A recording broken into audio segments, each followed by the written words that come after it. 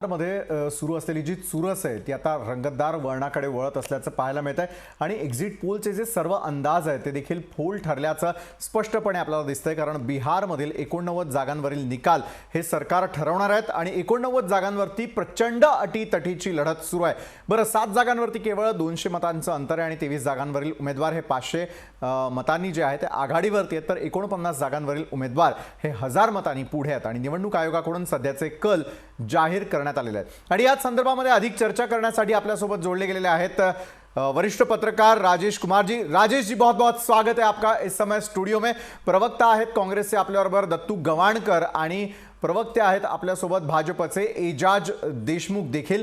मात्र सुरुवात जी आहे वरिष्ठ पत्रकार राजेश कुमार यांच्यापासून आपण करूयात। राजेश कुमार जी, अगर देखा जाए तो बिहार के जो इलेक्शंस थे, चुनाव को अगर देखा जाए तो बोला जा रहा था, एग्जिट पोल भी बता रहे थे कि सत्तांतर जो है वो वहां पर हो जाएगा। तेजस्वी यादव जो है 31 साल के, वो इस बार के नए मुख्यमंत्री बन जाएंगे और नीतीश कुमार जी जो है घर बैठकर ये सारी चीज़ें देख रहे होंगे। लेकिन एनडीए की तरफ अगर देखा जाए तो एनडीए वहाँ पर सत्ता अपनी मजबूत रखने में कामयाब होते हुए नजर आ रही है। राजेश कुमार जी, क्या और कैसे चूका और किसका निशाना चूक गया है? राजेश जी, देखिए, ये हम लोग सभी लोग मान के चल रहे थे जिस प्रकार के हालात थे। हाँ जी, चुनाव से पहले जो परसेप्शन था, परसेप्शन ही नहीं मतलब वो पब्लिक का रिएक्शन जी, महागठबंधन के रैलियों में भीड़ जुटना, एनडीए में बिखराव, सभी तरह का जो एक परसेप्शन माहौल बना था, जी, उससे साफ लग रहा था कि महागठबंधन को बहुमत ही नहीं, बहुमत से थोड़ा अधिक आएगा। जी, लेकिन जैसे जैसे चुनाव हो रहे हैं और अभी जो रिजल्ट आ रहा है, इसमें साफ लग रहा है कि अब एनडीए जो है मजबूत स्थिति में है। जी, बिल्कुल। तो अब इसमें ये परसेप्शन ये उभर के आ रहा है कि आखिरकार कहाँ चूक हुई। इसमें मुझे लग रहा है कि जो चुनाव के वोट गणित हैं जी, एनडीए में जो नीतीश कुमार का वोट बैंक था वो अपनी जगह मजबूत रहा जी, क्योंकि एलजेपी के तमाम विरोध करने के बावजूद जेडीयू को सीटें आ रही हैं। और आश्चर्य की बात हमें ये लग रहा है कि बीजेपी को इतनी सीटें मिल रही है, ये मुझे अभी भी आश्चर्य लग रहा है। जी, बिल्कुल। लेकिन अब हमें लग रहा है कि इधर आ जाएं, मतलब महागठबंधन की तरफ। उसमें आप देखें कि एक जगह लग रहा है मामला जी, कांग्रेस पार्टी, ये मैं पहले से भी कह रहा हूँ कि बिहार और यूपी में कांग्रेस की स्थिति और राज्यों की अपेक्षा कमज़ोर है। जी, बिल्कुल। लेकिन कांग्रेस पार्टी ने जो वहाँ 70 सीटों पर चुनाव लड़ा, उसमें से 20 सीटें ऐसी थी जहाँ कांग्रेस पार्टी को कैंडिडेट नहीं मिल रहा था। और अभी स्थिति ये है कि कांग्रेस की स्थिति पहले से कमज़ोर हो गई। मतलब अभी पहले 24 सीटों में जीती थी और अभी मेरे ख्याल से 18-19 के आसपास होगी कांग्रेस। 18 है, 18 आ गई। जी। मतलब इतनी मजबूत कंडीशन में भी आपके 6 सीटें कमी आ रही है। मतलब वहाँ कांग्रेस पार्टी जो है अपना वोट बैंक ना बना पाई, ना ट्रांसफ़र कर पाई, जी। ये उसमें दिक्कत दिख रही है। जी, बिल्कुल। एजाज देशमुख आहेत आपल्याबरोबर यावेळेला, भाजपचे प्रवक्ता, त्यांच्याकडे देखील जाऊया। तर एजाज देशमुख जी, आपण विश्लेषण ऐकलं असेल वरिष्ठ पत्रकार राजेश कुमार यांचं। तर प्रत्येकाला अजूनही प्रश्न हाच पडलेला आहे की एजाज जी, त्या ठिकाणी एनडीए आपली सत्ता शाबूत राखण्यात कसं काय त्यांना यश मिळू शकतंय? बरं, यापूर्वी आलेले जे सर्व कल होते किंवा आत्तापर्यंत येणारे जे कल आहे त्यानुसार वाटत होतं की महागठबंधनचं सरकार त्या ठिकाणी जे आहे ते स्थापन होईल आणि बिहार जे आहे नितीश कुमार यांच्या हातून निसटतंय की काय? मात्र एनडीएनं ही किमया कशी साधली, हा प्रश्न आता जो आहे तो अतिशय महत्त्वाचा आहे। एजाज जी, बिहारची जनतेने माननीय मोदी साहेबांच्या विकासच्या एजेंडावर विश्वास ठेवून आणि लालू प्रसाद यादवजी आणि राबडी देवींचं जे सरकार 15 वर्ष होता त्याची तुलना नितीश कुमाराचे सरकारची केल्यानंतर एक कौल निर्माण केला आणि एक निर्णय केला का भारतीय जनता पार्टी आणि जेडीयूची सरकार परत विकास पाहिजे असेल तर बिहारमध्ये माननीय मोदी साहेबांच्या नेतृत्वाखाली, नितीश कुमार साहेबांच्या नेतृत्वाखाली एनडीएची सरकार येणे गरजेचं आहे। आपण पाहिलं असेल लालू प्रसाद यादव आणि राबडी देवीच्या कार्यकाळात विजेचा काय प्रश्न होता, रस्त्याचे काय हाल होते, स्वास्थ्याचे काय हाल होते, ग्रामीण सडकचे काय हाल होते, शिक्षणाचे काय हाल होते। बिहार हे गुंड्यांचा राज्य म्हणून राबडी देवी आणि लालू प्रसाद यादवच्या सरकारमध्ये पूर्ण भारतात नव्हे तर जगात प्रसिद्ध होता।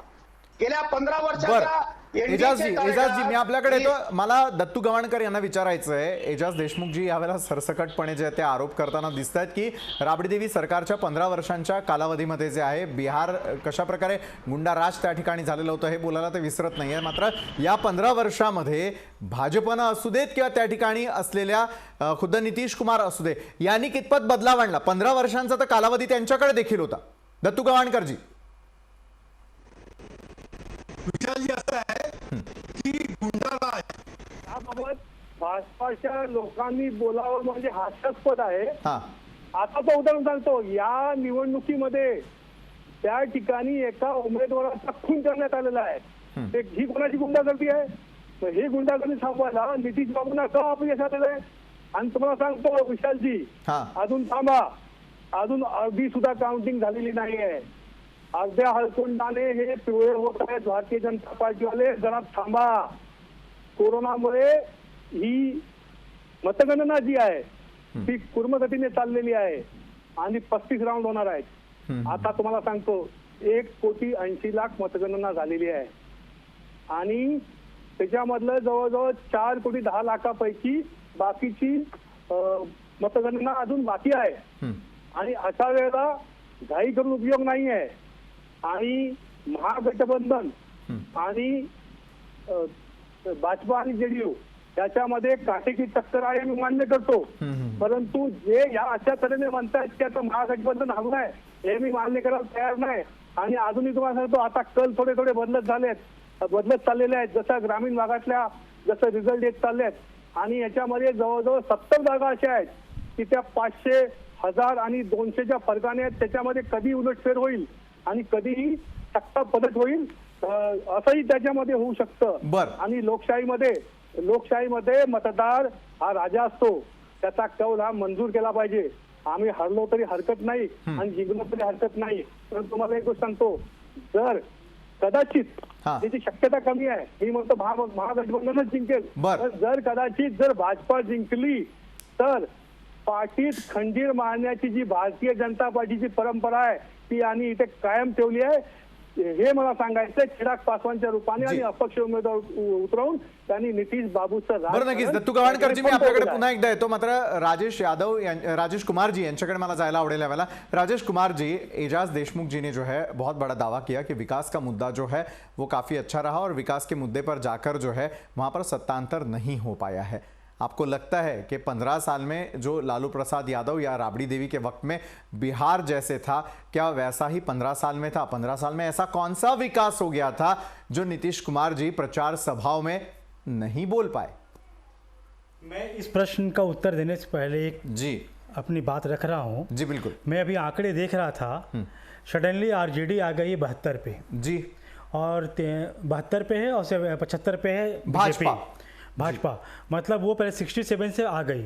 अभी 40 सीटें ऐसी है जिसमें 500 वोटों का अंतर है. जी. ये पासा कभी भी पलट सकता है. जी बिल्कुल. जो पहले सुबह की स्थितियां थी वो बाद में भी हो सकती है. तो वो आंकड़े आप देखिए वो दिखा रहा है. जी बिल्कुल, रुझान जो है सामने आ रहे हैं. अब दूसरी बात जहां तक रही 15 साल बनाम 15 साल, जी, नीतीश जी की 15 साल और लालू जी की 15 साल. तो मैं आपको बताऊं कि जो लालू राज्य में था और जो नीतीश जी के राज्य में है जी, उस राज्य के दौरान शुरुआत के 5 साल को छोड़कर नीतीश जी ने ऐसा कोई काम नहीं किया जिससे बिहार को बहुत बड़ा कोई फायदा हुआ हो. जी बिल्कुल. आप देख लीजिए आर्थिक स्थिति के मामले में आज बिहार में आर्थिक स्थिति बेहद कमजोर है. कोई इंडस्ट्री नहीं है. नई इंडस्ट्री लगाने की बात तो दूर, आपने पुरानी इंडस्ट्री को भी नहीं अच्छा किया.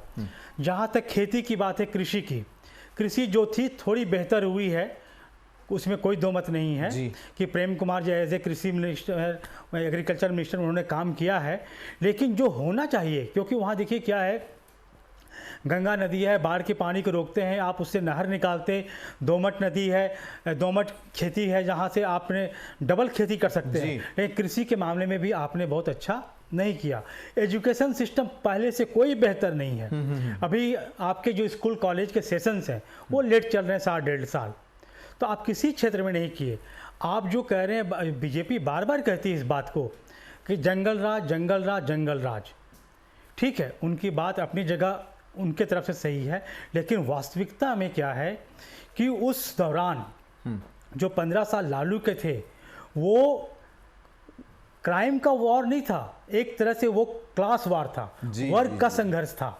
उस वर्ग संघर्ष में क्या था कि जो श्रमिक थे, अमीरी गरीबी का, मजदूरों को आप सैलरी नहीं देते थे, गांव में खेत में बिना पैसा दिए खटाते थे, उनकी हत्याएं कर दी जाती थी, बहू बेटियों की इज्जत लूट ली जाती थी। उसका जवाब लालू राज में देना शुरू किया तो हुआ क्या, जवाब देने के मामले में हत्याएं डबल हो गई जी। जब डबल हत्याएं हो गई उसके बाद क्या हुआ, इसको लोगों ने बाद में नाम क्या दिया, कास्ट वार। ये कास्ट वार नहीं था, क्योंकि उस वॉर में, क्लास वॉर में, जो लेफ्ट पार्टी की तरफ से लोग, जो लीडर थे, जो बीजेपी के खिलाफत कर रहे थे एनडीए का, वो सारे अगड़े वर्ग से थे। जी बिलकुल। एजाज देशमुख जी, मला सांगा, तुम्ही जे जे मुद्दे उपस्थित केलेले होते सगळे राजेश कुमारजी यांनी खारिज केल्याचं आपण स्पष्टपणे बघतोय आणि वस्तुस्थिती बिहारची जर आपण पाहायला गेलो तर कोणता एवढा मोठा बदल केलेला आहे की जेणेकरून पुन्हा एकदा नितीश कुमार जे आहेत त्यांना या ठिकाणी पूर्णपणे बहुमत मिळण्याची शक्यता आहे। कारण आता पुन्हा एकदा जर आपण आकडेवारी पाहिली तर टॅलीमध्ये आपल्याला स्पष्टपणे दिसतंय की पुन्हा एकदा कांटी की टक्कर एकमेकांमध्ये होताना दिसते आणि आणखी जे 40 उर्वरित सीट आहे त्या ठिकाणचा निकाल येणं आवश्यक आहे। एजाज देशमुख जी, जर विकास पूर्णपणे झालेला असता तर इतर पक्षांना संधीच मिळालेली नसती, मात्र तसं होताना दिसून येत नाहीये। बिहारची जनता देखील हुशार आहे एजाज जी। भाजपला विसर पडलाय? नाही नाही नाही, मी मान्य करतो की पूर्ण विकास झाला नाही, मगर पण विकासचा प्रोसेस सुरू आहे, लोकांना विश्वास आहे।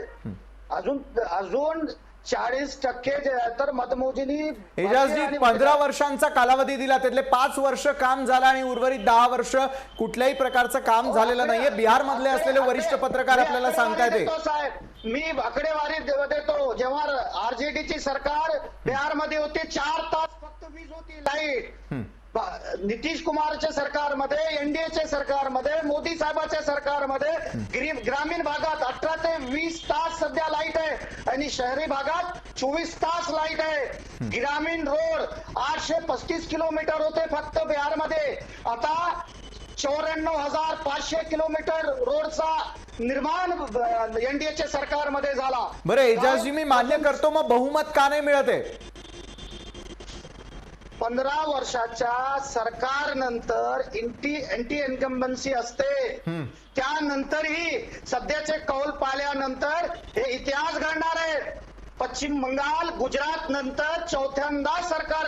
बरं दत्तू गवाणकर जी, एजाज देशमुख म्हणतायत की इतिहास घडणार आहे, हा चमत्कार नेमका कोण आणि कशा प्रकारे घडवून आणणार आहे? दत्तू गवाणकर जी, इतिहास तुम्ही बघाल की तेजस्वी यादव आणि महागठबंधन हे चांगल्या फरकाने जिंकलेलं असेल, हा इतिहास आज या ठिकाणी घडणार आहे। हे तुम्हाला मी ठासून सांगतोय। अर्धी मतमोजणी अजून बाकी आहे, आणि अशा वेळेला भाजपावाले यांनी हे ढोल ताशे वाजवायला सुरू केलंय, पण त्यांचा भ्रमनिरास होणार आहे। आणि या ठिकाणी महागठबंधन हे चांगल्या तऱ्हेने जिंकून तेजस्वी यादव हे या ठिकाणी बिहारचे मुख्यमंत्री बनत आहेत, हे तुम्हाला सांगतोय। आणि या विकासाची गोष्ट त्यांनी सांगितली, अहो कसला विकास, हा 7 वर्ष केंद्रात मोदीचं आहे। आपण बघितलं नोटबंदीला काय 4 वर्ष पूर्ण झाली, 120 पेक्षा जास्त लोक त्या नोटबंदीत मेले। आज जीडीपी 23.9 उणे एवढा खाली आलेला आहे, आणि हे विकासाच्या गोष्टी करतात। पंतप्रधान जे आहेत ते 8,500 करोडचं 2 विमानं पर्सनल घेत आहेत। या पॅन्डेमिक मध्ये लोकांनी किती हाल अपेक्षा सहन केल्या, किती मजूर मेले, किती लोकांना यातना सहन कराव्या लागल्या। आता व्यवसाय कुठे आहेत, लोकांचे कामधंदे कुठे आहेत? फक्त आरबीआयचा पैसा काढायचा, पीएम केअर फंड लोकांचा पैसे काढायचे आणि इलेक्शन मध्ये तो अमाप पैसा वापरायचा। अशा तऱ्हेचे हातखंडे मोदी सरकारचे आहेत। अजिबात या लोकांचा विकास नाहीये, आणि नितीश बाबूंनी विकास केला नाही, याचं जे द्योतक आहे की त्यांचा पक्ष संपुष्टात आलेला आहे। दत्तू गवाणकर जी, आपल्याकडे पुन्हा एकदा येतो। राजेश कुमार जी, आपने सुना होगा कि कांग्रेस प्रवक्ता हो या भाजपा के प्रवक्ता हो, दोनों अपनी अपनी साइड से जो है अपनी जो चीज़ें हैं या फिर उनको जो जो कहना है वो मजबूत करते हुए हम लोगों को नज़र आ रहे हैं। लेकिन राजेश कुमार जी, मैं आपसे सवाल पूछना चाहता हूँ, विकास अगर हो गया है, उनका कहना है कि बिजली, पानी, हर चीज़ जो है लोगों के घरों तक पहुँच चुकी है, तो फिर इन मुद्दों को लेकर खुद जो है नीतीश कुमार जी इस चुनाव में सबके आगे बढ़ते क्यों नहीं नजर आ रहे थे? इमोशनल जो उन्होंने एक आह्वान किया हुआ था कि ये मेरा आखिरी चुनाव हो सकता है और आखिरी चुनाव होने के बाद जिता दे तो ये सही रहेगा, इस तरीके के भावनिक मुद्दों को लेकर जब कोई भी आता है तो हार जब सामने नजर आती है तो ही इस तरीके के जो है चुनाव में मुद्दे उपस्थित किए जाते हैं, ऐसे मुझे लगता है। राजेश जी, आप वरिष्ठ पत्रकार हैं, हमसे ज़्यादा आपको जो है नॉलेज है, आपने ज़्यादा पत्रकारिता की हुई है। ऐसी सिचुएशन जब आती है तो भावनिक आह्वान कब किया जाता है? मैं आपसे बिल्कुल सहमत हूँ जी। इसमें कोई दो राय नहीं है, आपसे बिल्कुल सहमत हूँ जी। आप एक चीज़ देख लीजिए, जो आज बीजेपी या जेडीयू के लोग कह रहे हैं कि बहुत विकास हुआ विकास हुआ विकास हुआ जी। एक पहली बात कि गाँव में बिजली की पोल खंभे गड़े हैं जी, लेकिन बिजली कहाँ है आपके पास? कितने घंटे बिजली देते हैं? एजाज जी जवाब दीजिए। अभी 2 या 3 या 4 घंटे या 18 ते 20 तास ग्रामीण भागात आणि शहरी 18 से भागात 20 24 घंटे वहां पर बिजली होती है, उनका दावा है। संभव ही नहीं है, मी या ये निवडणुकीत संभव ही नहीं बिहारमध्ये है गेलो कि होतो, मी 18 से पाहिलेलं 20 आहे. घंटे 18 ते बिजली 20 देते हैं, तास. ये संभव ही नहीं है। ये तो आपको 18 से 20 घंटे बिजली जो 18 से 20 घंटे बिजली जो है 4 तास वीज मिळत होती. 18 से 20 घंटे बिजली तो सोच लीजिए आप मुंबई और बैंगलोर को छोड़कर महाराष्ट्र देश के विकसित राज्यों में से टॉप में से है। आप मुंबई के बाहर जाइए ना, कितने घंटे बिजली मिलती है? 18-20 घंटे मिलती है क्या बिजली? मुंबई छोड़कर नहीं मिलती पहले शुरू से। एजाज मला 4 गावांची नावं सांगा ज्या ठिकाणी बिजली? वीज पुरवठा अखंडितपणे होतो। बिहार में ना कोई थर्मल पावर नया लगा एक एजाज जी, तो आप बिजली कहां से दे देंगे वहां पे? आप एजाज ठीक जी, है, उत्तर दिया। कुछ गांवों में आपने बिजली के खंभे गाड़ दिए हैं, कुछ गांवों में तार वायरिंग कर दिए हैं, ये समझता हूं मैं, लेकिन जब बिजली का प्रोडक्शन ही नहीं है, आपने 18-20 घंटे बिजली कहां से दिया? लोकांशी माझा बोलणं झालेला आहे, त्यांनी तुलना केलेली आहे, कोणाशी त्यांनी तुलना केलेली आहे. ते स्वतः लोक म्हणाले राबडी देवी आणि लालू प्रसाद यादवच्या काळात 4 तास पेक्षा जास्त वीज मिळत नव्हती. आमच्या घरी एजाज जी मला सांगा, नितीश कुमारांचं सरकार असताना किती शहरांमध्ये किंवा गावांमध्ये ही वीज पोहोचलेली आहे? बरं, तुम्ही आणि मी तर बिहारमध्ये राहत नाही, राजेश कुमार जी राहतात त्या आप ठिकाणी। बिजली की बात कर रहे हैं, अभी आप देखिए एक एग्जांपल दे रहा हूं वहाँ के डेवलपमेंट का। आप बिहार के डेवलपमेंट का एक एग्जांपल देखिए, वहाँ की राजधानी है पटना, एक बारिश होती है पूरी पटना डूब जाती है और 15-20 दिन तक वहाँ पानी नहीं निकल सकता।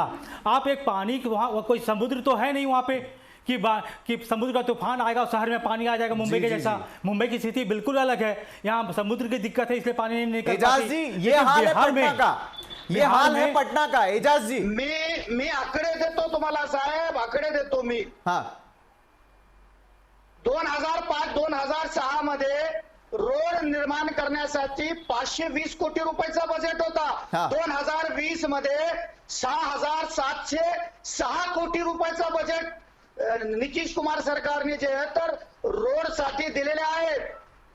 आणि ग्रामीण भागात 835 किलोमीटर रोड होता फक्त, आता 94,500 किलोमीटर रोड आम्ही निर्माण केलेला आहे। ग्रामीण भाग हे रोडशी जे तर जोडलेला आहे। तर राबडी देवी आणि लालू प्रसाद यादवच्या काळात 51% होता, आता 99% गाव हे रोडने जोडले गेलेले आहेत। हे आकडेवारी मी बोलत नाही। बरं एजाज जी नक्की। राजेश कुमार जी, जो विकास एजाज देशमुख इनको देखने के लिए मिल रहा है, एक वरिष्ठ पत्रकार होने के बावजूद वो आपको क्यों नहीं नजर आ रहा है? मतलब एजाज जी का ये भी सवाल है कि इतना बजट जो है मंजूर कराया गया था। चलिए, बजट जो है आंकड़ेवारी आपको पेपर पर दिख जाएगी, हम लोग रियलिटी को लेकर बात करते हैं। राजेश कुमार, इस पे एक रियलिटी पे आप सबसे पहले यही आ जाइए। हाँ, कि मैं इसको बैकग्राउंड पे जाऊंगा, लेकिन सबसे पहले एक आंसर दे रहा हूं मैं कि ये कैसी सरकार हमारी थी बिहार में। हाँ। नीतीश जी व्यक्तिगत तौर पे अच्छे व्यक्ति हैं, इसमें कोई डिनाई नहीं कर सकता, लेकिन मैं ये कह रहा हूँ एक ऐसा विकास है कि एक शहर से पानी निकालना तो छोड़ दीजिए, पानी निकाल नहीं पाए आप। जो बजट है हमारा, आप जानते हैं कि बिहार भी बहुत पिछड़ा राज्य है, आपकी बजट लगभग 2.25 लाख करोड़ की है, आप उसका 40% खर्च ही नहीं कर पाते। वहाँ शिक्षा विभाग में टीचर को सैलरी नहीं दे रहे हैं, आप एक तरफ बजट को जमा करके रख रहे हैं, खर्च नहीं कर पा रहे हैं, कि किस विकास की ओर ले जा रहे हैं। जहाँ तक बिहार विकास की बात है, आपको अभी भी मैं कह रहा हूँ कि फ्रॉम बिगिनिंग आज़ादी के बाद से जो फर्स्ट सीएम थे कृष्णा सिंह, उन्होंने 10 साल का जो विकास किया उसमें जो काफ़ी इंडस्ट्री लगी, काफ़ी खेती का डेवलपमेंट हुआ, सामाजिक न्याय हुआ, हर चीज़ें हुई। उसके बाद लगातार विकास वो जो डाउनफॉल आया लगातार गिरते गया। ठीक है, उस समय बीजेपी का शासन वहाँ नहीं था, वहाँ कांग्रेस की शासन थी। लेकिन 80 के बाद जब बीजेपी की स्थापना हुई, 80 से लेकर वहाँ बीजेपी एक्टिव हुई। बीजेपी का जो पार्ट था डेवलपमेंट का, जो उसकी गढ़ थी, वो बिहार नहीं था, वो था झारखंड राज्य, बिहार का हिस्सा जो था। तो बीजेपी ने झारखंड को भी अलग कर दिया अपने से कि हमको वहाँ शासन मिलेगा। अब बिहार का पार्ट में आ गए। आप जो बार बार कह रहे हैं कि बिहार बिहार बिहार, वो जंगल राज था लालू राबड़ी का। यदि जंगल राज होता, लोग उसको नफरत करते। ठीक है, कुछ लोग कह रहे हैं जंगल राज है, मीडिया कह रही है जंगल राज है। यदि वो जंगल राज होता तो आज लालू यादव के जेल जाने के बावजूद आरजेडी समाप्त हो जाती। आज समाप्त नहीं हुई है, वो बहुत मजबूती से खड़ी है। आप देख लें कि जो आंकड़े आ रहे हैं वो तेजी से बदलने भी लगे हैं और 111 तक वो पहुंच चुकी है आरजेडी। बिल्कुल। इसका मतलब है कि वहाँ के लोगों ने आरजेडी को समर्थन दिया। वो जिस बात को आप जंगल राज कर रहे हैं, मैं अभी भी बता रहा हूँ, वो उस दौर में बहुत ज़बरदस्त हत्याएं हुई। अपर क्लास की भी हत्याएं ज़बरदस्त हुई, बैकवर्ड्स की भी हत्याएं हुई, दलित वर्ग की भी हत्याएं हुई। दोनों तरफ से खूब गोलीबारी हुई। वो वर्ग संघर्ष था, वो कास्ट संघर्ष नहीं था। मैं फिर कह रहा हूँ, वो वर्ग संघर्ष था। और इसीलिए लेफ्ट की तरफ से जो भी लीडर थे, जो अपर क्लास पे ही अटैक कर रहे थे, लेफ्ट के लीडर भी अपर क्लास के थे, लेकिन लालू यादव ओबीसी थे, इसलिए उनको एक जाति में कन्वर्ट कर दिया गया। लेकिन वो कास्ट वॉर नहीं था, वो क्लास वॉर था, अमीरी गरीबी का। आप मजदूर को पैसा नहीं देंगे, श्रमिक को मारेंगे पीटेंगे, उनके घर के बहू बेटियों की इज्जत लूटेंगे, तो क्या वहाँ क्या स्थिति पैदा होगी, आप खुद सोच लें। बिल्कुल। एजाज देशमुख जी, मी तुम्हाला पहिला प्रश्न विचारतो। ज्या वेळेला महाराष्ट्रामध्ये असलेले जे सर्व कामगार वर्ग होता, तो कोरोनाच्या संकट काळामध्ये पुन्हा एकदा स्थलांतरित होऊन आपल्या राज्याकडे निघाल्याचं पाहिलं। मात्र त्या ठिकाणी गेल्यानंतर माध्यमांसमोर अतिशय तिखट प्रतिक्रिया या तिथल्याच स्थानिकांनी देखील दिलेल्या होत्या। स्थानिकांचं म्हणणं होतं, महाराष्ट्र सरकारने आमची काळजी घेतली, मात्र तेवढी काळजी आमचंच सरकार घेत नसल्याचं देखील पाहायला मिळतंय। मग त्या ठिकाणी सॅनिटायझर किंवा पाण्याचे असलेले फवारे आजही लोकांना लक्षात आहेत। एजाज देशमुख जी, अशा प्रकारची वागणूक कोणी आपल्या जनतेला देतं का? मी एक प्रश्न विचारतो, जे स्थलांतरित झालेले मजूर होते, त्याला महाराष्ट्र शासनाने चांगली वागणूक दिली होती, त्यांची व्यवस्था महाराष्ट्रामध्ये केली असती तर ते प्लॅन केलं नसतं। बरं, 1200 ट्रेनच्या माध्यमातून 20 लाख बिहारी लोकांना परत आपल्या घरी आणण्याचं काम हे एनडीए सरकारने केलंय। फक्त परत आणलाच नाही तर त्यांना क्वारंटाईन करून, त्यांचा टेस्ट करून, प्रत्येकाला जे क्वारंटाईन झाला त्यांना हजाराचं काम हे माननीय नितीश कुमारजीने केलेलं आहे। बरं बरं बरं दत्तू गवाणकर जी, एजाज देशमुख या ठिकाणी दावा करतात महाराष्ट्र सरकारने जर त्यांची काळजी असती तर त्यांना इथेच ठेवलं असतं, इथून त्यांना आपल्या प्रांतामध्ये पाठवलेलं नसतं। मात्र दत्तू गवाणकर जी, प्रत्येक मजूर ज्यावेळेला बेरोजगार झालेला होता, रोजगाराच्या शोधामध्ये राज्यामध्ये आलेला होता, त्यावेळेला महाराष्ट्र सरकारनंच त्यांना रोजगाराच्या संधी उपलब्ध करून दिल्या। कोरोनाच्या संकट काळामध्ये प्रत्येकाला आपल्या गावाची, आपल्या आप्तेष्टांची आठवण आलेली असताना ते जर स्वगृही परत असतील आणि त्यांना आल्यानंतर परप्रांतीयांसारखी वागणूक दिली जात असेल तर दत्तू गवाणकरजी, एनडीएच्या सरकारनं खूप चांगली सेवा केली का त्या ठिकाणी आलेल्या सर्व परप्रांतीयांची किंवा स्वगृही परतलेल्या या मजुरांची? दत्तू गवाणकरजी, विशालजी असं आहे की इजाजजींना सांगा की ज्या वेळेला माणूस संकटात असतो, त्रासामध्ये असतो, तर त्यावेळेला पहिलं त्याला काय आठवत असेल तर त्याला आपलं घर आठवतं। आणि म्हणून इथे कामाकरता, कामधंद्याकरता, उद्योगधंद्याकरता जे इथे मजूर आलेले होते, त्या मजुरांना जेव्हा त्रास झाला तेव्हा त्यांना प्रचंड हाल अपेष्टा इथे सोसावे लागले की आता सगळं बंद झालेलं आहे, त्यांना आपलं घर आठवलं। मग ते घर आठवल्यानंतर इथे महाराष्ट्र सरकारने त्यांच्याकरता फ्री जेवण, सर्व ठिकाणची व्यवस्था केलेली होती। इजाज बाय तुमच्यामध्ये बोललो नव्हतो, मध्ये मध्ये बोलायची सवय सोडा, माझं झाल्यानंतर बोलायचं, मध्ये मध्ये बोलायचं नाही। तुमची वेळ आहे तेव्हा बोला. दत्तू तुमची वेळ आहे गवाणकरजी, तेव्हा बोलायचं. मध्ये मध्ये एजाज काय बोलायचं? देशमुख तुमच्या मध्ये स्पष्टपणे मी काय म्हणताय बोललो? महाराष्ट्र सरकारनं काय केलं? ऐकून घ्यायची सरकार सवय आपलंच आहे दत्तू गवाणकरजी. हे संघाच्या शाखेतलं शिक्षण आहे तुमचं. ऐकून घ्यायची सवय ठेवा. सरकारने काय केलं? मी तुमच्या विषय असा प्रश्नाचं आहे, उत्तर त्याच्यानंतर द्यायला लागलो. माणसाला अगोदर पहिलं तुम्ही घर महाराष्ट्र आठवतं. सरकारने कोरोनाच्या काळात जे मजूर पलायन करत होते त्यांच्यासाठी काय विजय केलं भाई, तुम्ही? ऐकायची सवय सरकार ठेवा. महाराष्ट्रात तुमच्यामध्ये तुमची मी बोललो होती. नव्हतो, नाहीतर तुम्हालाही मी बोलायला देणार महाराष्ट्रामध्ये नाही. सरकार तुमची तुमच्यामध्ये मी होती. डिस्टर्ब करेन, नाहीतर तुम्हाला माननीय बोलायला देणार मुख्यमंत्री नाही. घरी बसले होते. अशा तऱ्हेचं तुमची संघाची शिकवण आहे तुम्हाला. या ठिकाणी येऊन असं डिस्टर्ब करता. तुमचं बोलणं झालं, मी मध्ये बोललो नव्हतो. आता माझ्यामध्ये तुम्ही बोलू नका. माझं झालं नाही, तुम्हाला तुमचं उत्तर द्यायला लागलो. ऐकून घ्यायची सवय ठेवा. लागलो का तुमची सरकार उत्तर महाराष्ट्रामध्ये नव्हतं होती. द्यायचं. तुमची वेळ त्या तेव्हा उत्तर पलायन द्यायचं. मध्ये करणाऱ्या मध्ये बोलायचं मजुराला नाही. तुम्ही काय मध्ये सवलत मध्ये दिली? बोलायचं नाही. काय मदत केली? अरे कसली उत्तर आमच्या आहेत सरकारने तुमच्याकडे? बिहारमध्ये आल्यानंतर लोकं क्वारंटाईन गेले, केला लोकं आणि त्यांना मजूर 1000 मेले, रुपयाची चालत मदत गेले, दिली. त्यांना पत्ता नाही. आणि त्यांच्या खिशात केंद्र पैसा नाही. शासनाच्या त्यांना माध्यमातून आज अपेक्षा सहन करावी आतापर्यंत लागतात. आम्ही आणि मदत आपल्या करत घरी आहोत. गेल्यानंतर तिथे त्यांना तुम्ही क्वारंटाईन करता आणि त्यांना तिथे त्या ठिकाणी एवढा हालअपेष्टा केला. त्यांना कोण काम धंदा द्यायला तयार नाही. मुंबईवरून आले म्हणून त्यांना तिथे रोजगार मिळत नाही. आज ते मजूर पुन्हा मुंबईला आले. ते का आले तो? त्या ठिकाणी जर व्यवस्थित व्यवस्था जर नितीश बाबूंनी केली असती तर त्याला परत मुंबईकडे परतण्याची गरज नसती. त्या ठिकाणी तुमच्या सरकारने त्याला या ठिकाणी मुंबईमध्ये तुमच्या परतण्याची गरज लागली सरकारने नसती. काय केलं? तुम्ही हे सांगू ते नका. प्रश्न द्या. महाराष्ट्र उत्तर द्या ना सरकारने अगोदर. उत्तम काम केलं. महाविकास आघाडीने त्यांची सोय काय केली. उत्तम काम आणि केलं? तुम्ही जे उत्तम ट्रेन काम सांगता केलं ट्रेनचा असता एक तर रुपया मुंबईहून सुद्धा इतके मोदी प्यारे सरकारने दिलेला परत नाही. प्यारला गेले सर्व नसते. पैसे जे आहेत ते महाराष्ट्र सरकारने भरले. महाराष्ट्र केंद्र शासन वारंवार ट्रेनची परवानगी मागत होता. तुम्हाला निर्णय घेण्यासाठी महिना लागला. फेकूचं सरकार मला आहे. या राज्यात राज्य शासनाने कोरोनाच्या काळात काय मदत केली? एकाला उदाहरण तरी सांगावं तुम्ही. पैसा महाराष्ट्र सरकारने आणि दिला. आम्ही महाविकास NDA आघाडीने त्यांची व्यवस्था केली. त्यांच्या 1000 रुपयाची घरापर्यंत मदत पोहोचवण्याची. दिली. जो आल्यानंतर मजूर ते आणलेला मजूर होता, जेव्हा परत जो आले, त्रासात होता, त्यांचं त्या कोरोना मजुराला टेस्ट केला, घरापर्यंत त्यांना नेण्याचं quarantine पुण्याचं केलं. काम आणि त्यांना या 1000 महाविकास रुपये आघाडी देण्याची सरकारने आम्ही केलं. या आमच्या 3 पक्ष सरकारने केलं.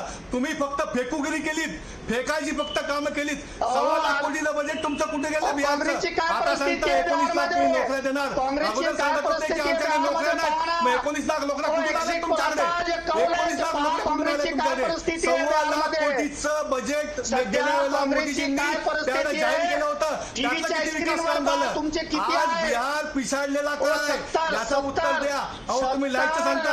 तुमची काय 97% परिस्थिती या आहे? देशामध्ये लाईट काँग्रेसने दिलेली आहे.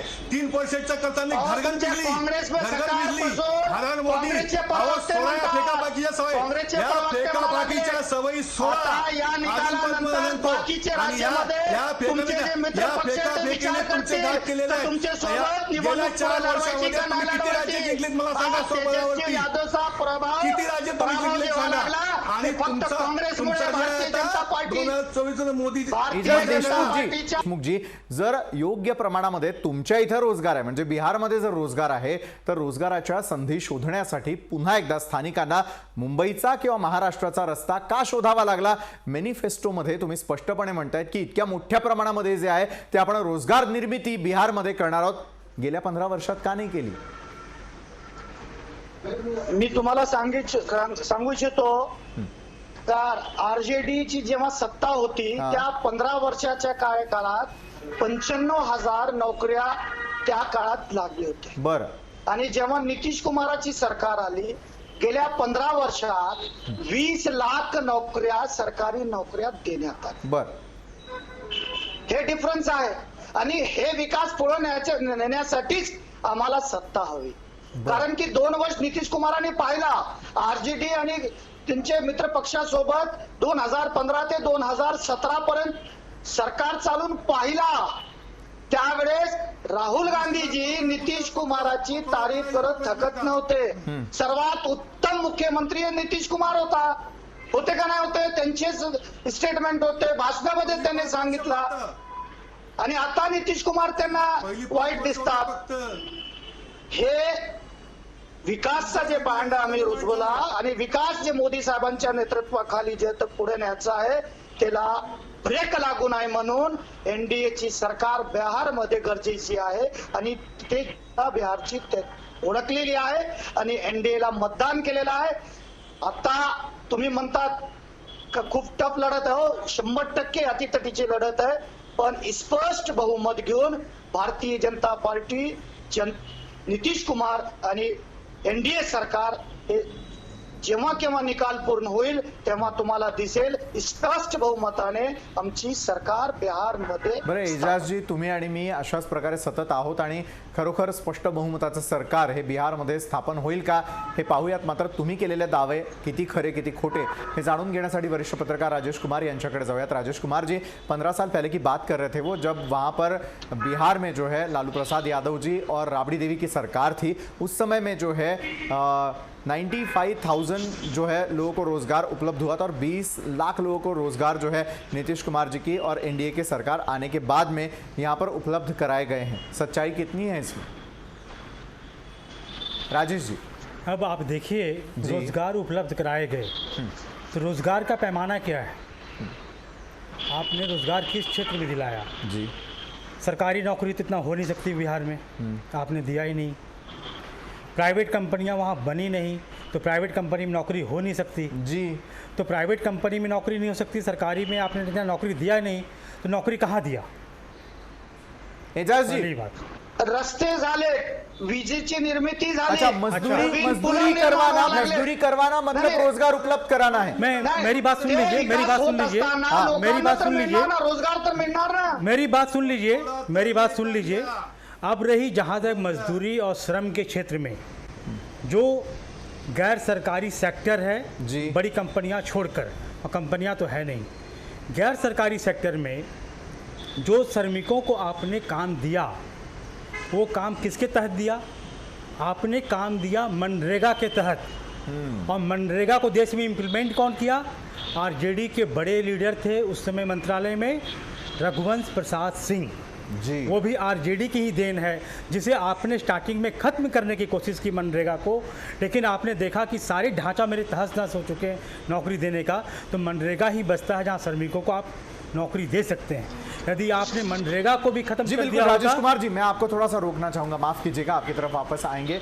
यावेळेला अब्बास नकवी यांची जी आहे ती प्रतिक्रिया येताना दिसते, त्यांच्याकडे थेट जाऊया.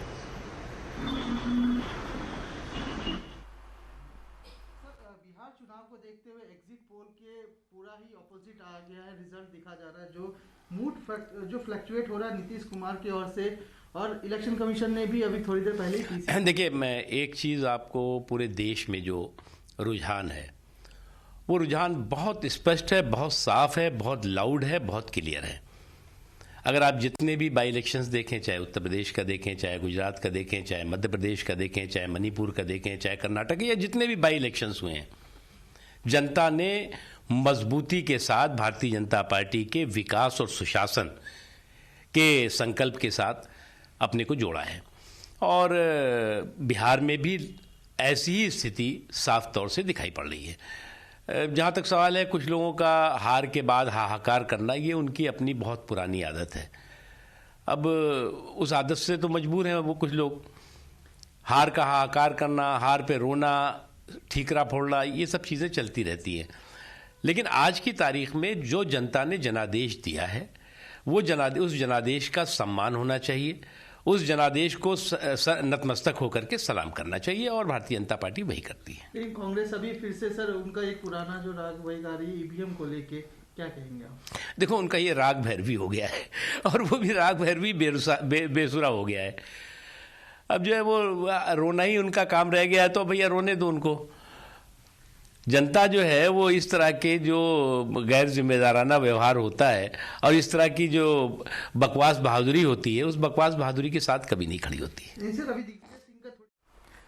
तर मुख्तार अब्बास नकवी यांनी दिलेली प्रतिक्रिया जी आहे ती आपण पाहिली आणि त्यांचं म्हणणं आहे की जनाधार ज्यांना मिळालेला आहे तो तर आता मान्य करावाच लागणार आहे. मात्र चित्र स्पष्ट होण्यासाठी आणखी काही काळ जी आहे ती आपल्याला सगळ्यांना वाट पाहावी लागणार आहे. राजेश कुमार जी, हम लोग जो चर्चा कर रहे थे उसको आप कंटिन्यू जारी रख सकते हैं. राजेश जी, तो मैं कह रहा था कि आपने रोजगार कहाँ से उत्पन्न किया? जी, रोजगार तो मनरेगा का था.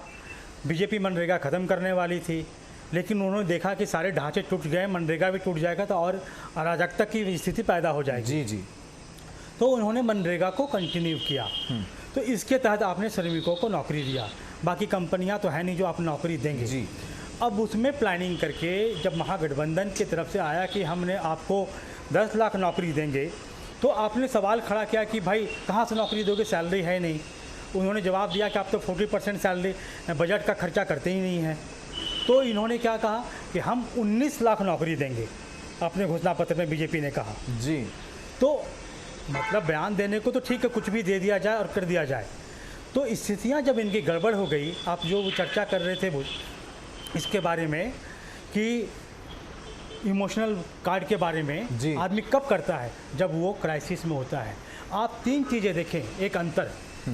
प्रधानमंत्री नरेंद्र मोदी जी जब 2014 के चुनाव लड़ रहे थे तो बिल्कुल नेगेटिव बात नहीं कर रहे थे, सिर्फ पॉजिटिव बात कर रहे थे जी। सेम स्थिति यहाँ पैदा हुई, तेजस्वी कोई नेगेटिव बात नहीं कर रहे थे, सिर्फ पॉजिटिव बात कर रहे थे।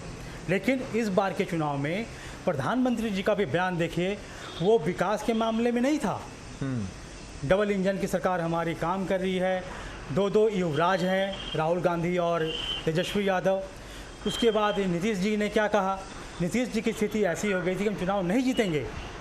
तभी उन्होंने नीतीश जी जैसा पढ़ा लिखा सुलझा हुआ पॉलिटिशियन व्यक्ति, जिनके लालू से अच्छे रिश्ते भी हैं, जो उनको छोटा भाई कहता था, उसके बावजूद भी उन्होंने बयान क्या दिया, उनके परिवार को लेके कितने भाई बहन हैं, कितने इन्होंने बच्चे को जन्म दिया है, कैसे सरकार चलाएंगे, उन्होंने बेटियों की जगह बेटे के लिए इतना जन्म दे दिया। इस तरह का बयान उनको नहीं देना चाहिए था। हमने लिखा भी कि नीतीश जी ट्विटर में कि आप जैसा व्यक्ति जब इस तरह के बयान देते हैं और वो भी इतनी आपकी दोस्ती है कि तो किसी को नहीं देना चाहिए। आपको तो वो छोटा भाई कहते हैं, आप तो वो लीडर हैं लालू जी के साथ जब राबड़ी देवी जी को आप भाभी माँ कहते थे और वो रोटी बना के आपको लालू जी को खाना खिलाती थी। तो इस तरह का बयान तभी देता है लोग जब वो नर्वस होते हैं। आपने उसके बाद बयान दिया कि भाई मेरा लास्ट फेज है, मुझे जिता दो, मुझे मुख्यमंत्री बना दो। ठीक है, तो इस तरह के बयान कब आते हैं? उसके बाद क्या हुआ कि पूरे चुनाव में कहीं भी आपने कोई रिजर्वेशन की बात नहीं की। जब आपको लगा कि स्थितियाँ खराब होने लगी है तो आपने क्या कहा कि भाई जनसंख्या के हिसाब से सभी को रिजर्वेशन दे दो। तो जो बातें आप पहले कभी नहीं करते हैं, जो आपके मर्यादा के खिलाफ है, अचानक इस तरह का बयान देते हैं आप, जो आपके स्टेटस को भी नहीं शोभा देता। इसका मतलब है कि आपकी स्थिति कहीं ना कहीं बेहद कमज़ोर थी। अभी रिजल्ट आ रहा है कि कांटे के टक्कर में हैं, तो स्थितियां देखते हैं आगे कैसी बनती। 40-50 सीटें अभी और भी हैं, यहाँ 500 का अंतर है, हो सकता है कि कम हो गया हो, 20-25 सीटें हों। बिलकुल. दत्तू गवाणकरजी यांच्याकडे मला जायला आवडेल यावेळेला. दत्तू गवाणकरजी, हातातोंडाशी आलेला घास हिरावून तर घेतला जाणार नाही ना, अशी शंका उपस्थित होते. ज्यावेळेला आपण आकडेवारी बघतोय, भाजप 76 जागांवरती आणि त्या ठिकाणी असलेलं राजद जे आहे ते देखील 70 जागांवरती पोहोचल्याचं आपल्याला पाहायला मिळत आहे.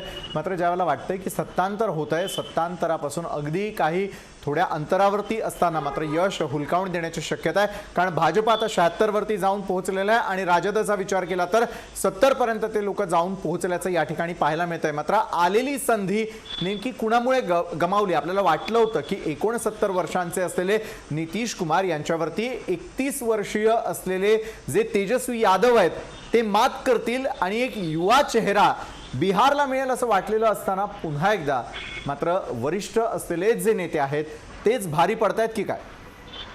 दत्तू गवाणकरजी. विशालजी, मी तुम्हाला सांगतोय की अजूनही एकूण 4,10,00,000 मतदानापैकी 1,80,00,000 मतदान मोजायचं अजून बाकी आहे. आणि अशा वेळेला आताच हे बोलणं की कोण जिंकलं आणि कोण हरलं चुकीचं आहे. मी तुम्हाला संपूर्ण विश्वासाने सांगतो, जवळजवळ 8-8:30 वाजता ही किंवा 9 वाजतील या काउंटिंगला कोरोनाच्या नॉर्म्समुळे उशीर होतोय. आणि जेव्हा ही काउंटिंग संपेल तेव्हा तुम्ही बघाल की महागठबंधन हे सत्तेत आलेलं आहे आणि तेजस्वी यादव हे बिहारचे मुख्यमंत्री बनलेले आहेत. हे मी तुम्हाला आज विश्वासाने सांगतोय, कारण काउंटिंग संपलेली नाही. आता अर्ध्या काउंटिंगला या लोकांनी फटाके वाजवायला सुरू केलेत. वाजवत आहे त्यांना, काय हरकत नाही, परंतु त्यांचा भ्रमनिरास होणार आहे. आणि त्या ठिकाणी आपण जे म्हटलं की जशी सत्ता परिवर्तन होता होता कोणचा घास हिरावणार काय, अजिबात तसं होणार नाही आहे. ते सत्ता परिवर्तन हे अटळ आहे आणि तेजस्वी यादव हे बिहारचे मुख्यमंत्री आज बनत आहे. बरं, एजाज देशमुखजी, सकाळपर्यंत जे भाजपचे प्रवक्ते आमच्या सोबत बसलेले होते या संदर्भातलं सखोल विश्लेषण करत होते, अतिशय सावध प्रकारची प्रतिक्रिया देताना दिसून येत होते. आत्ता मात्र जर आपण चित्र पाहिलं तर भाजपच्या अनेक कार्यालयांसमोर जे आहे ते जल्लोषाचं वातावरण पाहायला मिळतं आहे. फटाके फोडायला देखील सुरुवात होती आहे. मात्र दिल्ली तो अभी काफी दूर है. असं असताना देखील का भाजप त्या ठिकाणी इतकी उतावळी झाल्याचं पाहायला मिळतं आहे. दत्तू गवाणकरजी देखील म्हणालेले आहेत की उतावळेपणा जो आहे किंवा घाई जी आहे ती लागलेली आहे, ती थोडीशी धोकादायक ठरू शकते, असं नाही का वाटत एजाज? आपण स्टेडियममध्ये बसलो आहोत. ते कार्यकर्ता स्थानिक जिथं काउंटिंग सुरू आहे तिथं आहेत. बरं, त्यांना तिथलं प्रॅक्टिकल नॉलेज आहे की कुठले आता मशीन झालेले आहेत, कोणत्या भागातले काउंटिंग राहिलेली आहेत. जेव्हा त्यांना विश्वास त्यांच्या मनात आला का आता आपण 100% निवडून येणार आहोत, त्यामुळे ते जल्लोष करत आहे. बरं, हा आत्मविश्वास आहे की अतिविश्वास आहे? नाही, अतिही विश्वास नाही आणि आत्मविश्वास नाही, ते विश्वास आहे. बरं, आणि काँग्रेसची परिस्थिती अशी झालेली आहे का तेजस्वी यादव हे फक्त काँग्रेसमुळे, त्यांचेच जे प्रवक्ते, सकाळपासून मी 5व्या चॅनलवर आहे तुमच्या या, बरं, मी वेगवेगळ्या चॅनलवर होतो, तर त्यांनी एक्सेप्ट केला की बाबा आमची परफॉर्मन्स चांगली नाही, त्यांची स्थिती उमेदवार मिळण्यासारखी सुद्धा नव्हती. तर 40 पैकी 70 घेतलेत त्यांनी. आता त्यांची काय परिस्थिती आहे म्हणजे तेजस्वी यादवचा जे प्रभाव होतोय त्याच्यात काँग्रेसचा खूप मोठा वाटा आहे. या निवडणुकीच्या निकालानंतर दुसऱ्या राज्यातले काँग्रेसचे जे मित्र आहेत ते सुद्धा विचार करतील की पुढे निवडणुकीमध्ये काँग्रेसचा सोबत राहायचा का नाही. आपण इकडे राज्यामध्ये ते सत्तेत आहेत. अहो, इथं नैसर्गिक, आता तुम्हाला सर्वांनाच माहित आहे कशी सत्ता आहेत. काँग्रेसला तर म्हणजे टीमचा बाहेरचा माणूस 12वा खिलाडी म्हणून सध्या सरकारमध्ये त्यांचेच मंत्री बोलतात की आम्हाला विश्वासात घेत नाही, आम्हाला निर्णय प्रक्रियेमध्ये घेत नाही. वारंवार त्यांचे मंत्री, एक नाही, दोन नाही, तीन मंत्र्या बोलतात. बरं, मग एजाज देशमुखजी, असंच बोलण्याची वेळ नितीश कुमार यांच्यावरती तर येणार नाही ना? कारण जे इकडे उद्धव ठाकरेंबरोबर झालेलं होतं तसंच काहीसं नितीश कुमार यांच्याबरोबर देखील होण्याची शक्यता जी आहे, अनेक राजकीय जे विश्लेषक आहेत ते देखील वर्तवताना दिसत आहेत. कारण ज्यावेळेला तुमचं पोस्टर बघतो आम्ही त्यावेळेला एक गोष्ट लक्षात येते की नितीश कुमार हे त्या ठिकाणी मुख्यमंत्री पदाचे उमेदवार हे छोटे दिसत असतात, पंतप्रधान नरेंद्र मोदी त्या पोस्टरवरती मोठे दिसत असतात. पहा, महाराष्ट्रात आम्ही कुणाला सोडलेलं नाही, आम्हालाच आमच्या पार्टनरने सोडलं. बरं, आणि आम्ही बिहारमध्ये पहिल्या दिवसापासून सांगतोय कुणाचे कितीही सीट येऊ द्या, बिहारचे मुख्यमंत्री माननीय नितीश कुमार असतील. माननीय JP नड्डा साहेब झालेत, माननीय मोदी साहेब झालेत, माननीय देवेंद्रजी जे प्रभारी आहेत त्यांनी सांगितलं, यादव साहेब जिथे प्रभारी आहेत त्यांनी सांगितलेलं, शाहनवाज हुसैन साहेब वारंवार सुशील कुमार मोदी सांगतात. म्हणजे लहानपासून आमचे सर्वात मोठे नेते माननीय मोदी साहेबांपासून खालपर्यंत जे तर आमचे लोक माननीय नितीश कुमार यांच्या नेतृत्वाखाली बिहारमध्ये त्यांना मुख्यमंत्री पदाचा उमेदवार म्हणून आम्ही निवडणूक लढवत आहोत. आणि सकाळपासून जितके आमचे प्रवक्ते येतात, नेते येत आहेत, आम्ही ठामपणे म्हणतोय का NDAचे सरकार होईल, किती कुणाचे सीट येऊ द्या, नितीश कुमार हे बिहारचे मुख्यमंत्री असतील. बरं, नक्कीच तुमचं वक्तव्य आम्ही देखील लक्षात ठेवू. कारण ज्यावेळेला त्या ठिकाणी NDA सरकारमध्ये येताना दिसेल त्यावेळेला नितीश कुमार हे पुन्हा एकदा त्या ठिकाणी मुख्यमंत्री पदाचे उमेदवार असतील का हे देखील स्पष्ट होईलच. आपण राजेश कुमार जे आहेत वरिष्ठ पत्रकार त्यांच्याकडे जाऊयात. राजेश कुमार जी, जो बहस हम लोगों की छिड़ चुकी थी ब्रेक पर जाने के पहले, हम लोग ये देख रहे थे कि भाजपा के जो प्रवक्ता है एजाज देशमुख जी, उनसे मैंने सवाल किया हुआ था कि जो महाराष्ट्र में हुआ क्या वही बिहार में भी होता हुआ नजर आएगा? क्योंकि उद्धव जी और मतलब अगर शिवसेना और बीजेपी देखा जाए तो उनकी जो पुरानी दोस्ती थी वो टूट गई सिर्फ मुख्यमंत्री पद को लेकर. लेकिन आज वो हमारे प्रोग्राम के दौरान भी कह रहे हैं एजाज देशमुख जी कि बिहार में अगर मुख्यमंत्री कोई होंगे तो नीतीश कुमार जी ही होंगे. लेकिन अगर बीच में देखा जाए तो बीजेपी का रवैया थोड़ा सा जो है बदल चुका था, ऐसे नहीं लगता है आपको? पोस्टर वॉर जो वहां पर चल रही थी उसका भी मैंने जो है मुद्दा उपस्थित किया हुआ है. राजेश कुमार जी, जो महाराष्ट्र में हुआ वही बिहार में ना हो ये हम सब लोग सोच रहे हैं, लेकिन उसी तरीके से सत्ता जो है पलट भी सकती है. देखिए, पहली बात, राजनीति में कुछ भी हो सकता है, लेकिन दूसरी बात जो महाराष्ट्र में हुआ और जो बिहार में सिचुएशन बनेगा, दोनों में अंतर होगा जी। महाराष्ट्र में क्या हुआ कि बीजेपी ने चुनाव से पहले शिवसेना से वादा किया था कि हम मुख्यमंत्री को 50-50 कर लेंगे जी, लेकिन यहाँ वो बात नहीं हो पाई, इसलिए उनको ब्रेक करना पड़ा। उनको लगा कि हमारी बात यहाँ नहीं चल रही है इसलिए। लेकिन बिहार में वो कह रही बीजेपी की हमेशा हमारे लीडर, वो बीच में सवाल भी उठा कि बीजेपी को बड़ी सीटें आ जाएगी तो क्या होगा, वो क्या वह मुख्यमंत्री बनेंगे। इस पर मेरा मानना है कि बीजेपी ऐसा कोई रिस्क नहीं लेगी।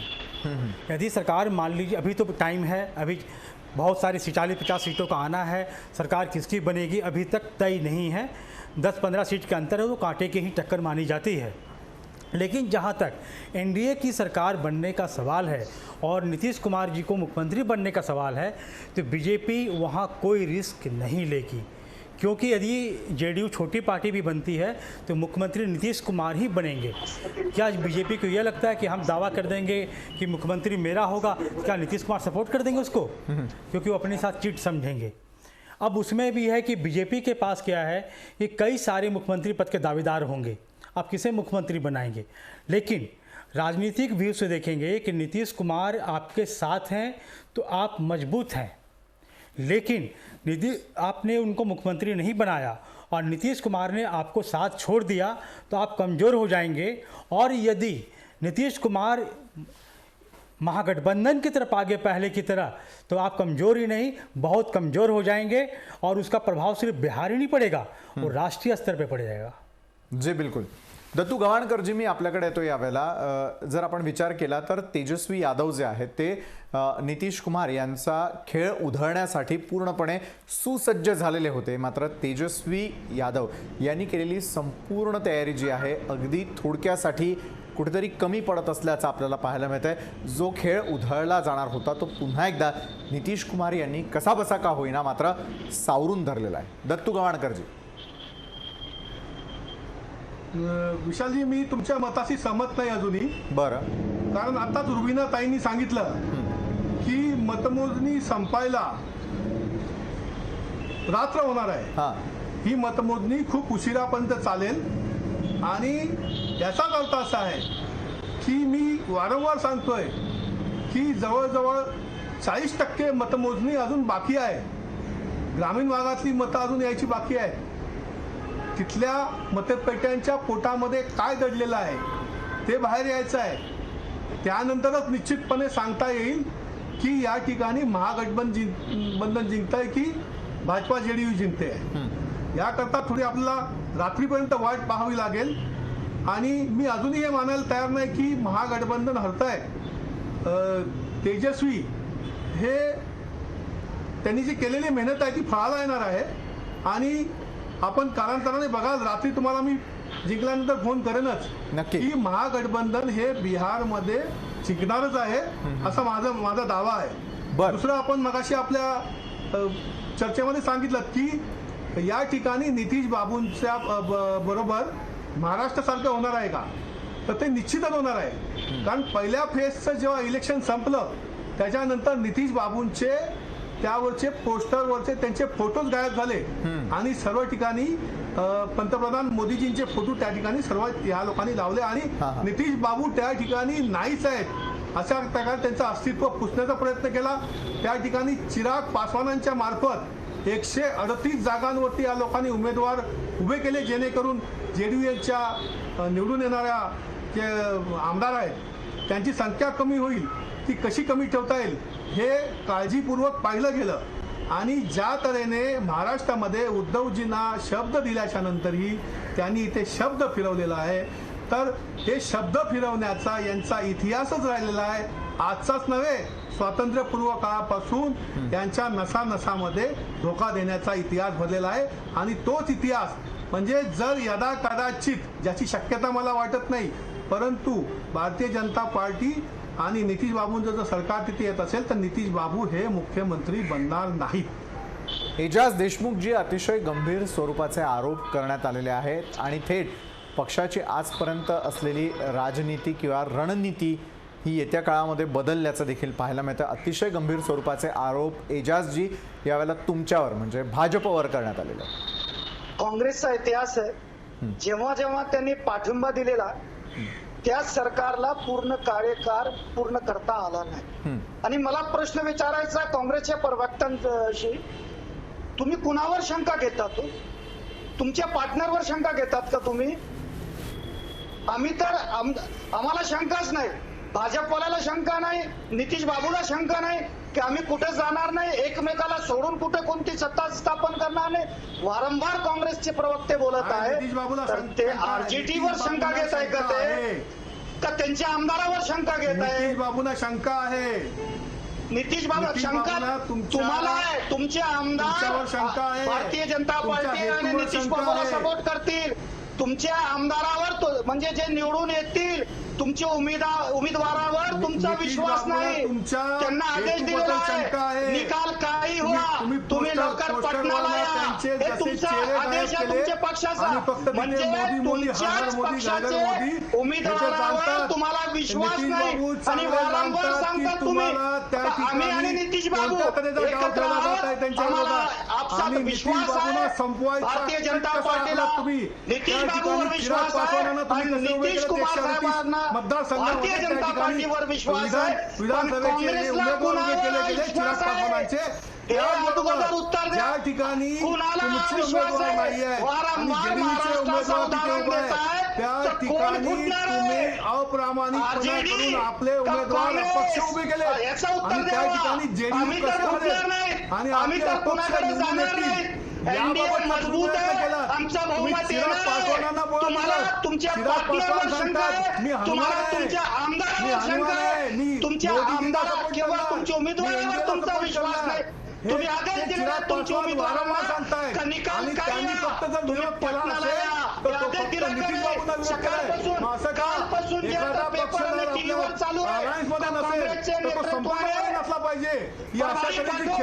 सर्व उमेदवारांना 70 उमेदवारांना आदेश दिले की तुम्ही पटनाला या. अगोदर त्याचं उत्तर द्या. आणि त्या ठिकाणी नितीश बाबूंना धोका दिलेला आहे. महाराष्ट्रामध्ये तुम्ही काय केलं? महाराष्ट्रामध्ये तुम्ही तुम्हाला तुमच्या उमेदवारावर विश्वास नाही, तुमच्या पार्टनरवर विश्वास नाही, आमच्याबद्दल तुम्ही शंका बाळगू नका. नितीश कुमार आणि भारतीय जनता पार्टी एक संघ आहे आणि आम्हाला बहुमत मिळेल आणि आम्ही सत्ता स्थापन करणार आहोत. तुम्ही त्याची काळजी करू नका. बरं, नक्कीच एजाज देशमुखजी तुम्हाला वरिष्ठ पत्रकार राजेश कुमार यांना एक प्रश्न विचारायचा आहे, त्या प्रश्नाकडे जाऊयात आणि मग पुढे चर्चेकडे आपण बोलूयात. राजेश कुमार जी, आप सवाल पूछ सकते हैं. देशमुख जी, हर पार्टी का एक अप और डाउन होता है. आप हमें ये बताइए, आप कह रहे कि एनडीए बहुत मजबूत है, तो आखिर महाराष्ट्र में शिवसेना, पंजाब में अकाली दल, आंध्र प्रदेश में टीडीपी आपसे अलग क्यों हो गई? महाराष्ट्र में हम अलग नहीं हो गए, शिवसेना हमसे आगे गई. हाँ, शिवसेना ही आपसे अलग हुई. इतने सालों की पार्टी, सबसे पहली पार्टी आपके साथ जुड़ी रही. जब बीजेपी का स्टैंड भी नहीं होता था यहाँ महाराष्ट्र में, शिवसेना ने बीजेपी को प्लेटफॉर्म दिया, तो फिर शिवसेना आपसे अलग क्यों हो गई? बार बार टीवी पर आकर इंटरव्यू में सवाल अमित शाह साहब को पूछा गया. जब युति हुई अमित शाह साहब के साथ बैठकर तय हुआ, बार बार अमित शाह साहब ने कहा कि हमने हमारे बीच कभी मुख्यमंत्री शिवसेना को देने का ऐसी बात नहीं हुई. माननीय हमारे नेता देवेंद्र फडणवीस साहब ने बार बार कहा कि ऐसी बात नहीं हुई.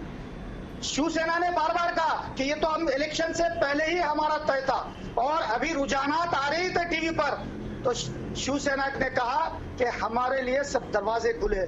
तो इससे साबित होता है कि महाराष्ट्र में भारतीय जनता पार्टी शिवसेना से दूर नहीं गई, बल्कि शिवसेना भारतीय जनता पार्टी से. जी एजाज जी, फिर पंजाब में क्या हुआ? अकाली दल का जो मसला है, अकाली दल का मसला एक निर्णय को लेकर लोकल पॉलिटिक्स की वजह से हुआ था. वो एनडीए से बाहर नहीं जा रही थी, मगर जब वहां लोकल पॉलिटिक्स, उन्होंने जिस बिल को पहले वहां विरोध किया था उस पर जो है तो बिल लाने पर वो अलग. और महाराष्ट्र की टीडीपी और पंजाब और बिहार के अलग अलग जो है तो समीकरण है. हमने पहले दिन से कहा है बिहार के अंदर नीतीश कुमार हमारे नेता हो गए और वही मुख्यमंत्री हो गए। सीट किसी को कितनी भी आए, ये माननीय मोदी साहब ने कहा, खुलेआम कहा।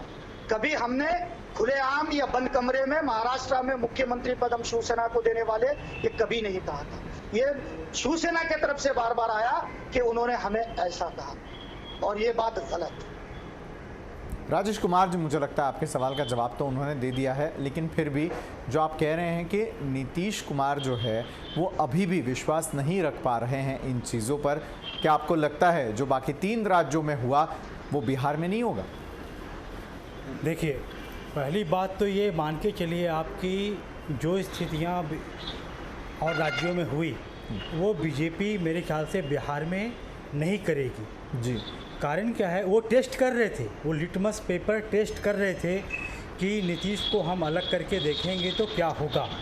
इसलिए बीजेपी चाहती तो एलजेपी जैसी वहाँ की एक छोटी पार्टी को कब का अपने साथ दबाव डालकर मिला के रखती जी। लेकिन बीजेपी नीतीश कुमार को टेस्ट करने के लिए एलजेपी को अप्रत्यक्ष रूप से खुली छूट दे रखी थी, तभी जाके एलजेपी ने इतने कड़े कड़े बयान दिए, नीतीश कुमार के खिलाफ बयान दिए, यहाँ तक कहा कि आप जेडीयू को वोट मत करो।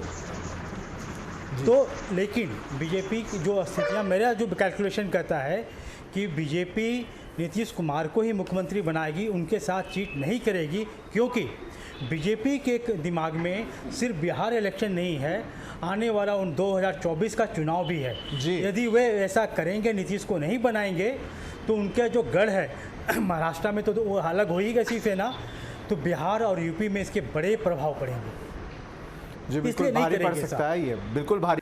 राजेश कुमार जी, मैं आपकी तरफ बढ़ता हूं। अगर ये देखा जाए कि कुछ 4 जगहों पर अगर देखा जाए तो 200 मत से जो है आगे पीछे ये पार्टियां चल रही है।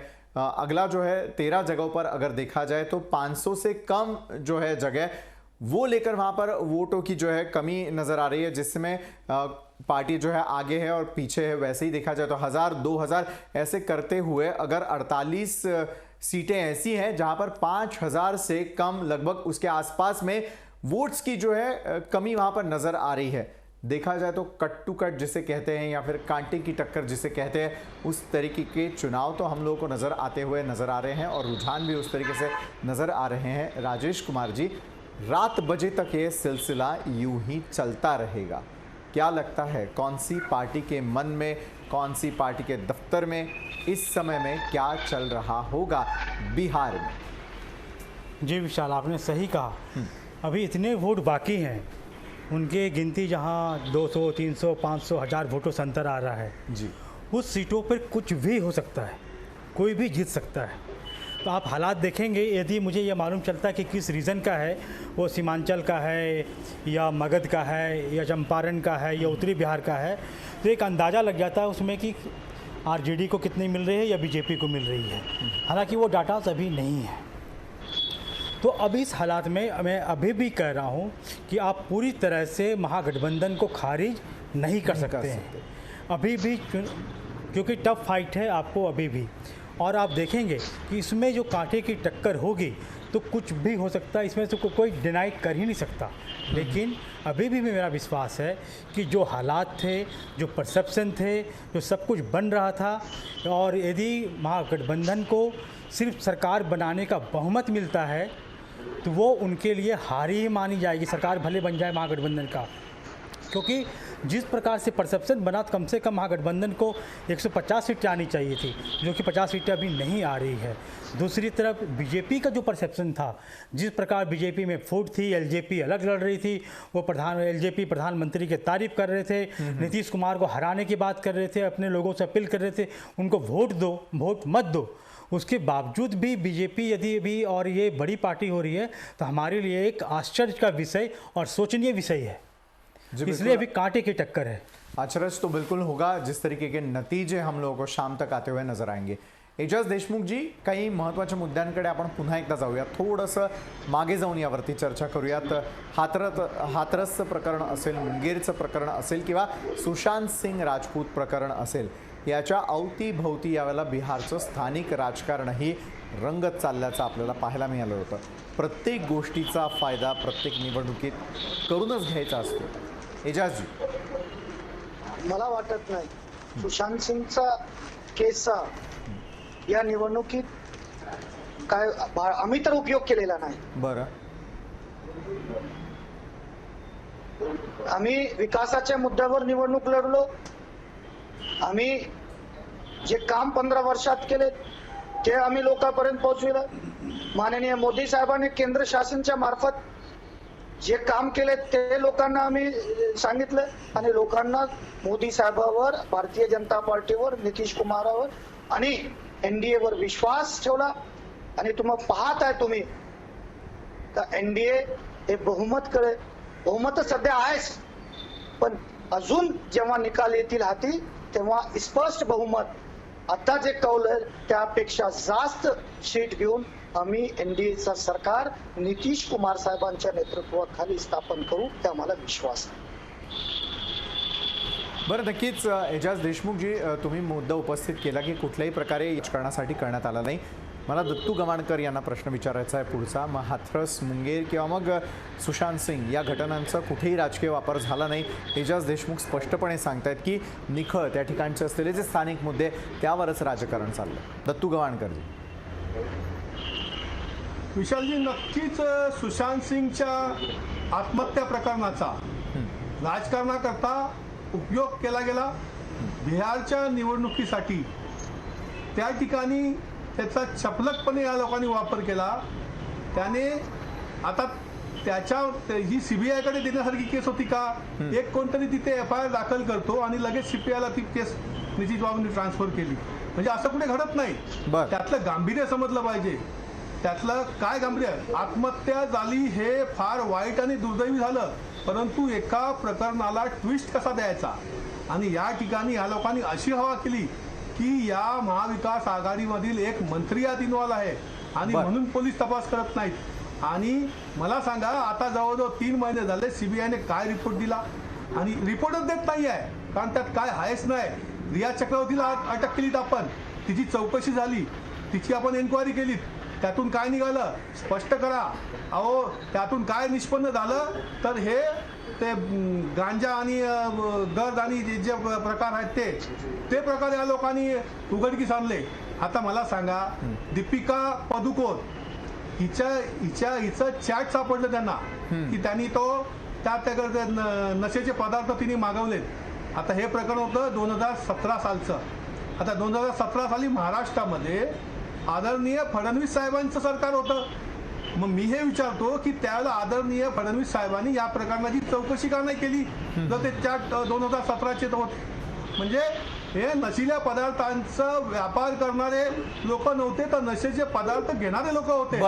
मग अशा लोकांचा जर दोष असेल तर त्यांना त्या ठिकाणी रिहॅब सेंटरमध्ये पाठवलं पाहिजे किंवा त्यांच्यावर कायदेशीर कारवाई केली पाहिजे. बरोबर. दत्तू गवाणकरजी, भाजपने याचं राजकारण नाही केलं म्हणजे भारतीय जनता पार्टीनेच केलं. सीबीआयची एन्क्वायरी कोणी लावली? बिहारच्या भारतीय जनता पार्टी आणि जदयूच्या सरकारने सीबीआयकडे ट्रान्सफर याकरता त्यांनी तिथे एक उत्तर द्या. तो FIR त्यांनी सीबीआयला ट्रान्सफर केला.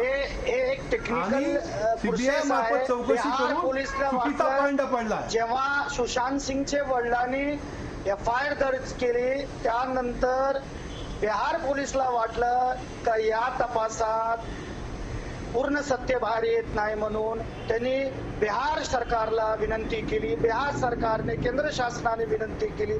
याच्यात वाईट काय हो? एखादी अप्पर एजन्सी एखाद्या गुन्ह्यात तपास करत असेल तर त्याच्यात काय ऑब्जेक्शन? 3 महिन्यामध्ये एजाज देशमुख एखादा मंत्री इन्व्हॉल्व आहे म्हणजे सरकारच संपूर्ण दोषी आहे. आणि महाराष्ट्राच्या सरकारला बदनाम करण्याचं काम तुम्ही केलं. आणि माजी मुख्यमंत्री फडणवीस साहेबांची भूमिका यामध्ये होती. आणि महाराष्ट्राच्या मातीला मुंबई पोलीस हा जगामध्ये 2 क्रमांकाचा आहे. दुसऱ्या क्रमांकावर असल्या मुंबई पोलिसांवर तुम्ही शंका घेतली आणि त्याच्या तपासावरती तुम्ही शंका घेतली. जो योग्य प्रकारे तपास होता, आज 90 दिवसानंतर सीबीआयने त्याच्यामध्ये काय बाहेर काढले सांगा मला. जो तपास मुंबई पोलिसांनी केला धर्तीचा तपास सीबीआयने केला. मग यात काय तथ्य बाहेर निघालं आणि सीबीआय अजूनपर्यंत रिपोर्ट का देत नाहीये हाही प्रश्न आहे. आणि तुम्ही असल्या प्रकारची पत्र ही जी प्रकार केले हे म्हणजे अश्लाघ्य प्रकार आहेत आणि याच्यामध्ये असले प्रकार करण्यामध्ये या मोदी सरकारचा हातखंड आहे आणि भारतीय जनता पार्टीचा हातखंड आहे. तुम्ही असले प्रकार करून निवडणुका जिंकायसाठी जे प्रयत्न करता त्याची निंदा केली पाहिजे. आणि 90 दिवसामध्ये काय दिलं ते सांगा ना. 90 दिवसामध्ये काय निघालं? तुम्ही महाराष्ट्राच्या मातीला बदनाम केला. तुम्ही महाराष्ट्राच्या मातीला बदनाम करण्याचा प्रयत्न केला. मुंबई पोलिसांना तुम्ही बदनाम करण्याचा प्रयत्न केला. आम्ही सहन करणार नाही. मुंबई पोलीस हा जगाच्या पाठीवर सर्वोत्कृष्ट काम करणारा आमचा पोलीस आहे. आणि आमच्या पोलिसांना दत्तू गवाणकरजी आणि एजाज देशमुखजी या मुद्द्याचा देखील राजकीय वापर जो है तो करण्यात आला. राजेश कुमार जी, इस चर्चा में हम लोगों को यही रुकना है, लेकिन जाते जाते मुझे आपसे ये सवाल पूछना है, आज अगर राज तिलक होता है तो किसका होगा? राजेश, ये एक बड़ा सवाल है कि राज तिलक किसका होगा. स्वाभाविक है राज तिलक उन्हीं का होगा जिनको बहुमत मिलेगा जी. लेकिन अब सवाल है कि बहुमत किसको मिलेगा. अभी आप देख रहे हैं कि एनडीए बड़ी पार्टी है जी और जस्ट उसके 15 सीटें कम हैं महागठबंधन को, लेकिन 40 सीटों पर अभी भी 200 से लेके 2,500-3 हज़ार का वोट का अंतर है जी. और जबकि हज़ारों में वोटों की काउंटिंग होनी है एक सीट में. तो इस सवाल को हम यहीं छोड़ जाते हैं कि ये कांटे की टक्कर है जहां बीजेपी को थंपिंग मेजॉरिटी आनी चाहिए थी, क्योंकि लोकसभा चुनाव में 40 में से मतलब 40 में से 39 सीटें बीजेपी जीती थी. आज वहां कांटे की संघर्ष है तो हालात कुछ भी हो सकते हैं और महागठबंधन सत्ता में भी आ सकता है. हालातों पर जो है हमारी नज़र इसी तरीके से रहेगी और इस बारे में जो है और भी जानकारी हम लोग देते रहेंगे हमारे व्यूअर्स तक. मात्र या चर्चा सत्रामध्ये वेळ झालेली आहे इथंच थांबण्याची.